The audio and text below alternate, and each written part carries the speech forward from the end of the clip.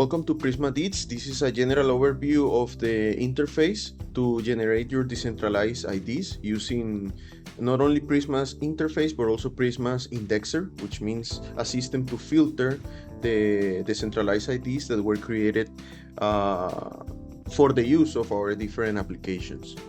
So to start, you can connect your wallet. We have multiple wallets supported. I have installed Eternal and Typhon, so we're gonna use Typhon. Since I already created my deed, here is the information, and it already detects it with the indexer.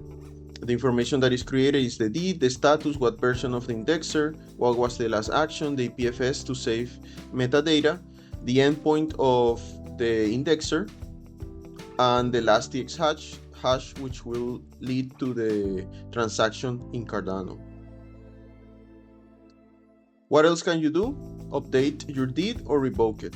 To update it, basically this is an advanced feature that allows you to change the indexer. Maybe your own company wants to fork our system and wants to have their own decentralized IDs for a specific use case. Well, they can do it here. And that deed will be filtered for their own services.